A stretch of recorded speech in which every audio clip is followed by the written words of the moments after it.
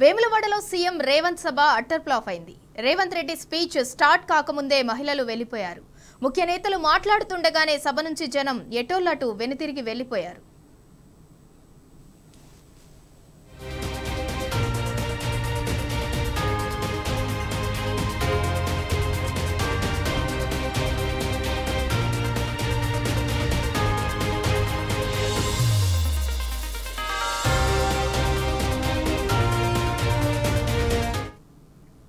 వేములవాడలో సీఎం రేవంత్ సభ utter flop అయింది. Revanth Reddy speech start కాకముందే మహిళలు వెళ్లిపోయారు. ముఖ్య నేతలు మాట్లాడుతుండగానే జనం సభ నుంచి ఎటోళ్లటు వెనుతిరిగి వెళ్లిపోయారు.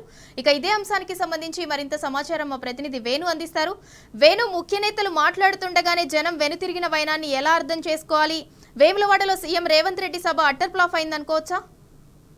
సింధూర, ఈ రోజు సీఎం రేవంత్ రెడ్డి సభ వేములవాడలో అంటే ఈ యాక్చువల్ అయితే అది 11:30-12కే జరగాలి. కానీ వాళ్ళు 12 బదులుగా 1:30-2 గంటలకు రావడం, మరోవైపు సరి అయినటువంటి భోజన సౌకర్యం కానీ మంచినీటి సౌకర్యం కానీ ఏర్పాటు చేయని నేపథ్యం. ఇంకోవైపు చూస్తుంటే ఇటు మంత్రులు మాట్లాడుతున్నప్పుడే అంటే ఇంకా సీఎం రేవంత్ రెడ్డి మాట్లాడక ముందుకే ప్రజలందరూ కూడా వెనుతిరిగినటువంటి పరిస్థితి మనకు కనిపిస్తుంది. ఇంకోవైపు చూసుకుంటే ప్రతి వారు కూడా ఒక్కొక్క సబ్జెక్ట్ మీద 20 నిమిషాలు 30 నిమిషాలు అంటే సందర్భోచితంగా కాకుండా వచ్చినది వేములవాడకు సంబంధించినటువంటి పరిస్థితి. వేములవాడ దేవస్థానం గురించి అభివృద్ధో లేకపోతే వేములవాడకు సంబంధించిన డెవలప్మెంట్స్ గురించి మాట్లాడాలి. కానీ ప్రతి అంశాన్ని కూడా అక్కడ ప్రతి ఒక్క మంత్రి మాట్లాడుతున్న నేపథ్యంలో ప్రజలు పెద్దగా ఇరిటేషన్ అయినటువంటి పరిస్థితి. ఈ నేపథ్యంలో మంత్రులు మాట్లాడుతుండగానే అంతా వెనుతిరిగినటువంటి పరిస్థితి మనకు కనిపించింది. ఇంకోవైపు చూసుకుంటే దేవస్థానం విషయంలో కూడా అంటే గత ప్రభుత్వ హయాంలో డెవలప్మెంట్ జరగలేదని చెప్పిన, కానీ గత ప్రభుత్వంలో జరిగినటువంటి డెవలప్మెంట్ పెద్ద ఎత్తున జరిగిందనే ఉద్దేశం ఇంకోవైపు కూడా మనం ఆలోచించాల్సిన అవసరం ఉంటుంది. ఎందుకంటే ఒకప్పుడు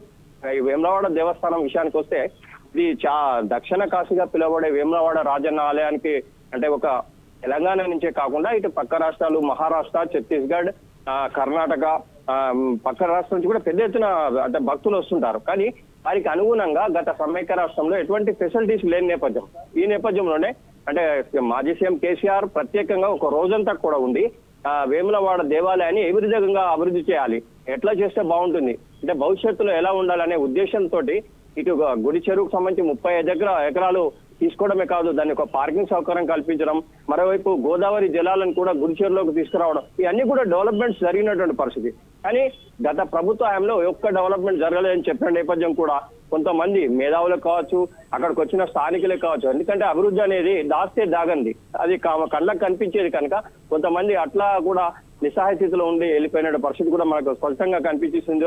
ఏదేమైనా కానీ వచ్చిన కాన్సెప్ట్ ఒకటి లేట్ గా రావడం, ఇదంతా కూడా ప్రజలు పెద్దగా జీర్ణించుకున్నటువంటి పరిస్థితి లేదు. కానీ సీఎం రేవంత్ రెడ్డి మాట్లాడక ముందుకే మాత్రం ప్రజలు మాత్రం పెద్ద ఎత్తున వెనుతిరిగినటువంటి పరిస్థితి స్పష్టంగా మనకు విజువల్ ద్వారా కూడా కనిపించిన పరిస్థితి సింధురా.